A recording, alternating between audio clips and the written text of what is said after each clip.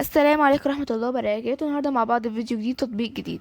بس انا عايزة اعرف، هو احنا بقينا بنثق في الموبايل اكتر ما بنثق في نفسنا؟ ولحد امتى هنفضل ماشيين ورا ايقونات ممكن تودينا في داهية وتضيع فلوسنا في الهوا؟ خليني اقول لكم الحكمة اللي بتقول: يا ماشي في طريقك راكز، الغلطة بفورة، الندمان مش حاجز. اصل الحكاية مش مجرد تشتت على شاشة وخلاص. احنا دلوقتي حياتنا كلها بقت جوه تطبيقات، من اول اطلب الاكل لحد ما تشتري عفش بيتك. بس السؤال اهم: هل التطبيقات دي فعلا جاية تخدمنا ولا جاية تقلبنا؟ المميزات واضحة، يعني توفر وقتك ومجهودك، وبدل ما تلف في شوارع وتفاصيل مع خلق الله، بقت بتشوف كل حاجة قدامك بصورة وسعر وانت قاعد في التكييف. بس العيب اكبر ان الشاشة بتخفي بلاوي الواقع.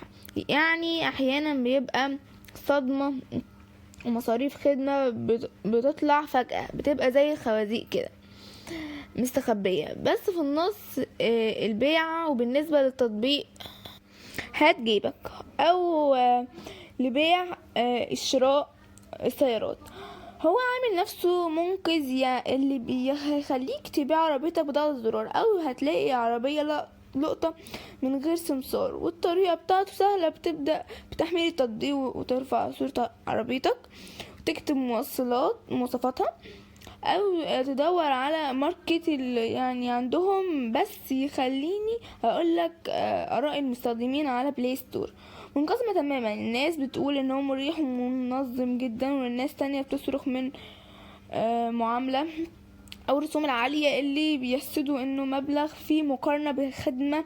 يعني ممكن تلاقي نفسك دافع مبلغ وقدرته عشان مجرد وصلة بينك وبين مشتري. والتطبيق ده شغال بشكل اساسي في مصر وبدأ يتوسع. بس فكرة اللي شغالة بال هي المطور كسبان ازاي طالما التطبيق ده مجاني في تحميله.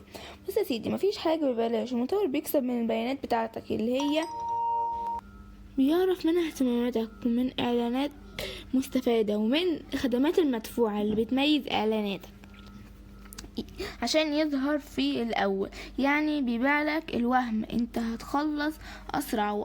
وطبعا التعليقات بتقول ان خدمة العملاء ساعات بتبقى بطيئة، والاسعار محتاجة مراجعة عشان ما تكونش عبء على الغلبان.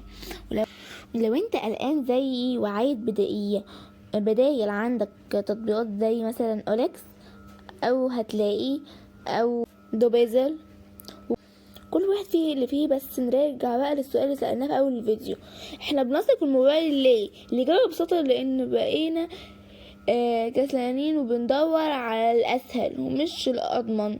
وعشان كده نصيحتي ليك: عينك هي ميزانك، ما ترميش قرشك اللي انت بتتأكد ان الحديد اللي قدامك يستاهل. التطبيق مجرد وسيلة مش ضمان. قرر في الاخر في ايدك انت، مش في ايد الابليكيشن. لو عجبك كلامي وشايف ان كلامي صح، نزل دلوقتي واعمل الاشتراك في القناة وفعل الجرس ودوس لايك عشان يوصلك كل جديد، ونكشف المستخبي مع بعض. وقولي في التعليقات جربت التطبيق ده قبل كده ولا لأ. ولو لسه بتخاف تشتري سمك في المية. سلام.